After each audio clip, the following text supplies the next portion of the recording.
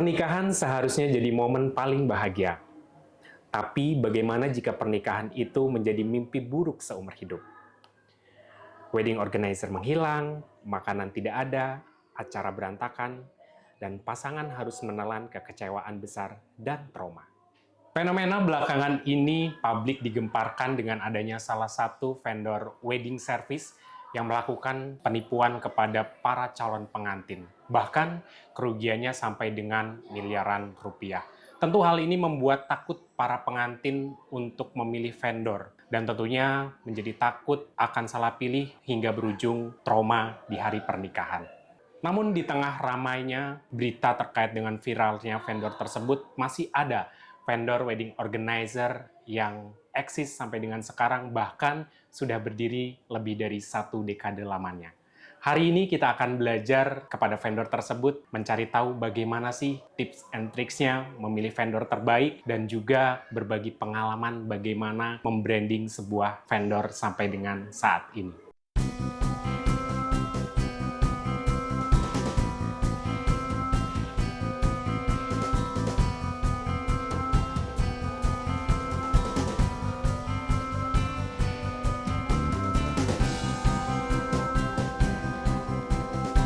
Pada hari ini sudah hadir di studio kita Kak Winnie Chandra, merupakan salah satu owner dari W Planner and Wedding Organizer. Apa kabar Kak Winnie? Baik, Kak Saptra. Oke, boleh dong sedikit kenalan? Hai semuanya, perkenalkan nama saya Winnie Chandra Dewi. Saya kebetulan founder dari W Planner and Organizer. Dan W sudah berdiri sejak tahun 2011. Sampai sekarang berarti sudah hampir 15 tahun ya? 14 tahun ya? Ya, 15, hampir 15. Hampir 15 ya, oke. Lebih dari 10 tahun atau hampir 15 tahun di industri perweddingan gitu. Tentu ceritanya nggak sedikit ya Kak. Coba kita mundur nih dari 2011. Apa sih yang melatar belakangi Kak Winnie untuk buka WO? Terus kondisi wedding saat itu tuh seperti apa sih? Boleh diceritain? Jadi awalnya itu sebenarnya saya bekerja di salah satu perusahaan yang mempunyai divisi wedding organizer. Sebenarnya saya bukan mau ngelamar jadi WO, Kak. Oh. Waktu itu saya masuknya mau ke desain grafis. Oh gitu. Cuman waktu itu posisinya lagi penuh dan saya ditawarin untuk pegang WO. Karena saya belum punya pengalaman, akhirnya bos saya menyuruh untuk mengikuti Belladonna The Institute atau kursus untuk menjadi WO sambil bekerja. Nah dari situ 2 tahun kalau nggak salah ya di Belladonna Organizer, lalu saya pulang kembali ke Karawang karena mengingat pada saat itu 2011 ya, di Karawang itu belum ada yang namanya wedding organizer. Oh, jadi bisa dikatakan W itu pertama kali di Karawang? Mungkin ya, atau mungkin saya nggak tahu gitu, tapi seingat saya sih nggak ada. Justru waktu itu juga saya menikah di 2009, itu ya ngarang aja gitu ya, nggak ada pengalaman sama sekali dan ngerasain banget perbedaannya nggak pakai WO sama pakai WO kayak gitu. Nah dari situ 2011 pertama kali itu handle pernikahan teman saya Kak. Jadi dia mau menikah, terus saya menawarkan diri untuk memakai brand saya sendiri. Dibayar gitu ya.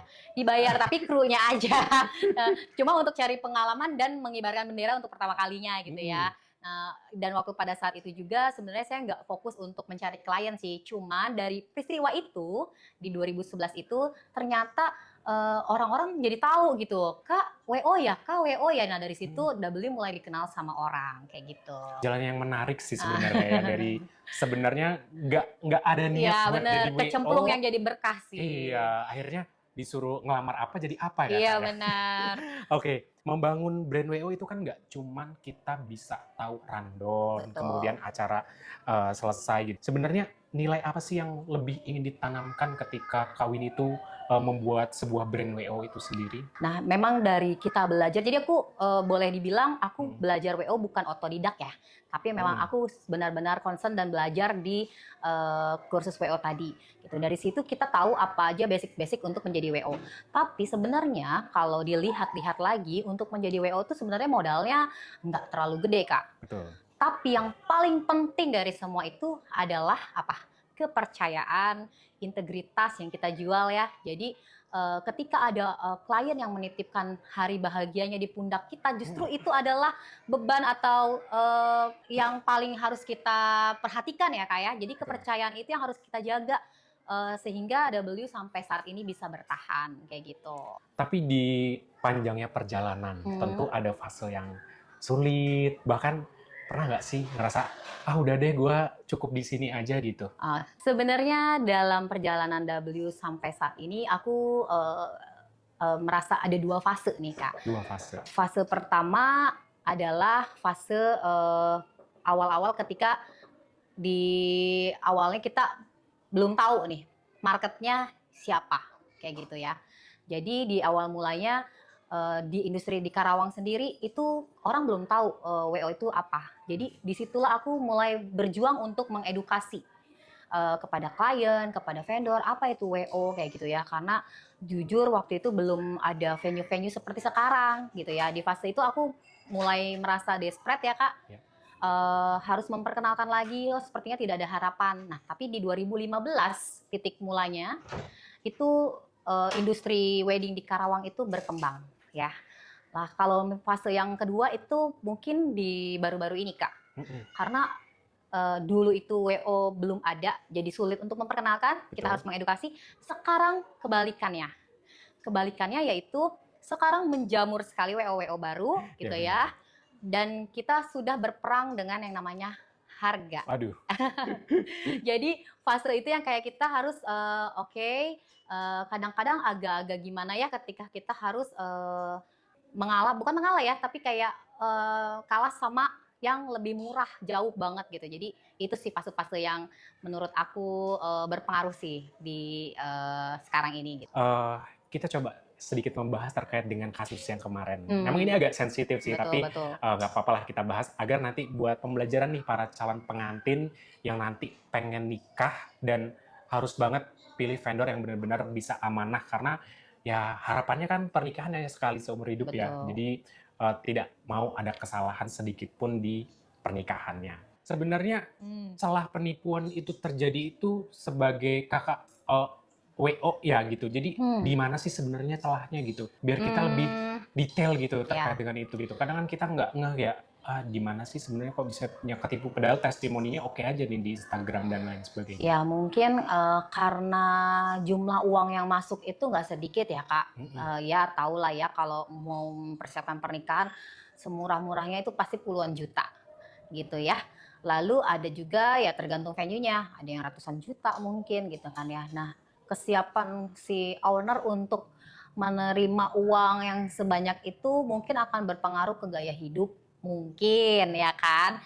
Nah di sini kalian bisa mencari track record-nya dari vendor tersebut dengan testimoni klien. Betul. Atau mungkin testimoni vendor yang di-hire sama si wedding service ini ya. Masalah pembayarannya ke vendor oke atau enggak, atau suka ngaret, atau mungkin belum dibayar gitu kan ya. Nah dari situ kalian bisa tahu gitu ya, ini vendornya yang amanah atau yang bagus atau enggak kayak gitu Kak. Pada intinya justru malah yang paling sangat memungkinkan terjadinya penipuan itu kayak yang simpelnya itu cash flow dari si vendor itu ya. Betul. Gitu. Jadi kita bisa dapat dari itu kan sebenarnya rahasia dapur ya, tapi sebenarnya mungkin kita bisa tahu dari vendor-vendor yang di-hire sama si vendor tersebut ya gitu. Kadang ada yang maksudnya nanti ya pembayarannya di nanti vendornya kayak gitu, dan itu kan bahkan uang makin numpuk dan maksudnya kalau nggak kebayar tuh aku juga bingung ya, karena cash flow aku selama ini tuh nggak berani nyimpen uang banyak-banyak gitu. Kalau klien udah DP langsung aku DP-DP-in ke semuanya kayak gitu ya. Jadi yang uang yang masuk itu nggak terlalu banyak nyimpen di aku, kalau aku gitu ya. Emang lazimnya pelunasan itu sebelum hari H-nya berapa lama sih Kak? Kalau untuk standarnya pelunasan itu rata-rata di 2 minggu sebelum hari H teman-teman. Iya. Jadi nggak apa-apa banget kok kalau misalnya kamu minta termin ke vendor kalian gitu ya. Kira-kira untuk all package-nya terminnya sebenarnya seperti apa sih gitu. Kalau aku sendiri punya beberapa kebijakan tergantung kesepakatan kita berdua gitu, mau kayak gimana. Lalu dari kasus yang kemarin nih, ada nggak sih dampaknya buat kawin ini khususnya? Oke, dampaknya sih jadi kita tuh mungkin agak ke-trigger gitu ya. Jadi trust issue juga untuk klien-klien kayak kalau mau menjual all package gitu. Tapi jujur Li, mendingan kalian gitu ya. Kalau memang kalian mau merasa aman, ya udah cari aja vendor masing-masing. Maksudnya nggak usah all package. Itu juga nggak apa-apa banget kok. Nanti sebagai WO yang baik, kita akan menjembatani semua vendor kalian sampai nanti hari H. Kayak gitu, Kak. Kalau untuk lebih aman ya, gitu.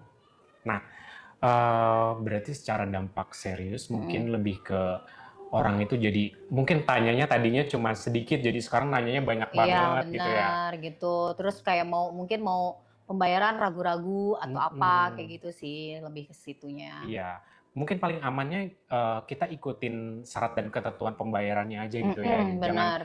Jangan kita walaupun uang kita banyak nih, takut kepake dan sebagainya gitu. Tapi mending di-keep dulu aja gitu atau Iya, ditabung dulu, baru benar. pas udah jadwal pembayaran baru kita Iya, bayar gitu ya. benar. Kayak gitu aja. Ini nih paling yang ditunggu sama calon pengantin nih.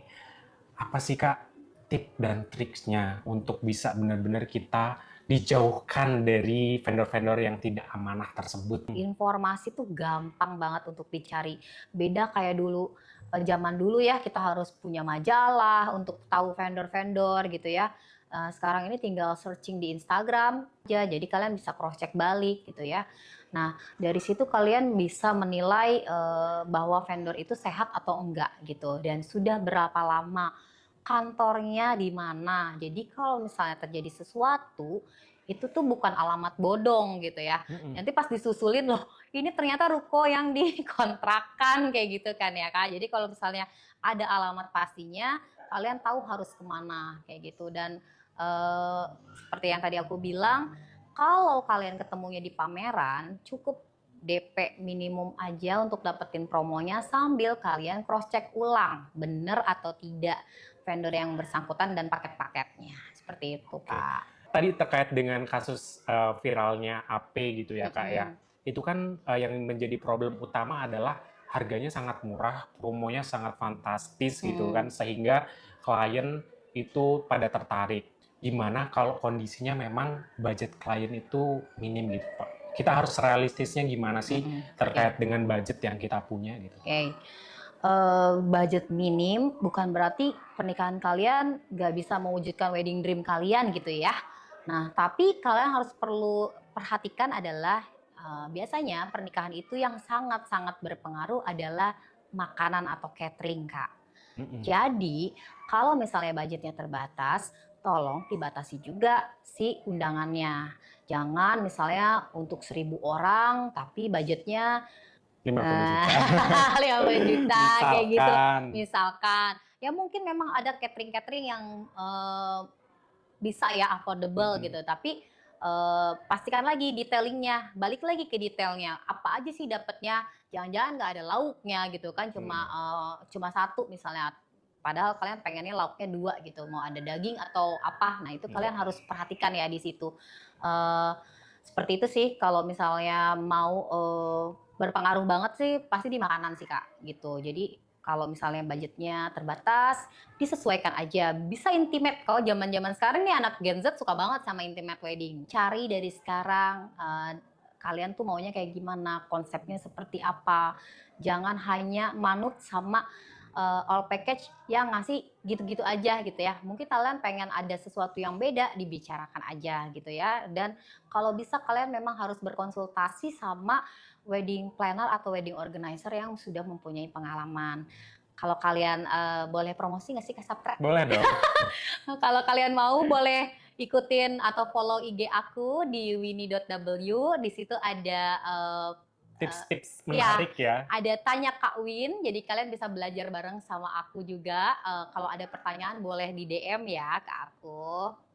Oke, buat pelaku wedding organizer Kak. Oke, pesannya kalau untuk pelaku wedding organizer, satu aja sih, jadilah vendor yang amanah, vendor yang bisa dipercaya ya, karena Sebenarnya ada kebahagiaan orang lain gitu yang dititipkan di pundak kita. Itu bukan cuma tugas WO ya, tapi tugas semuanya gitu ya. Jadi di dalam kita ketika mengerjakan pekerjaan tersebut ya harus pakai hati, harus dengan menjaga kepercayaan si klien gitu ya, supaya kebahagiaan mereka itu adalah nomor satu untuk kita kayak gitu Betul. Kak. Sehingga apapun yang baik, apapun yang dilakukan dengan hati akan kembali dengan baik kepada kita. Sangat luar biasa. Ya, Ya, karena pernikahan itu bukan sekedar acara. betul. Di baliknya itu ada harapan, ada Mm-mm, cita-cita, betul, keluarga, dan juga kepercayaan. betul. Ya, terima kasih Kak Winnie Sama-sama untuk waktunya, Kak. untuk calon pengantin yang saat ini sedang menyiapkan pernikahan. Semoga acaranya dilancarkan, persiapannya Amin. dimudahkan, rezekinya berlimpah, dan nanti rumah tangganya penuh dengan Amin, berkah. amin. Terima kasih untuk waktunya. Sekali lagi, hati-hati dan pilih vendor terbaik yang kalian inginkan agar acara kalian bisa lancar, jaya, jaya, jaya. Jaya. Terima kasih, saya Sastra Jaya, pamit Dah. undur diri.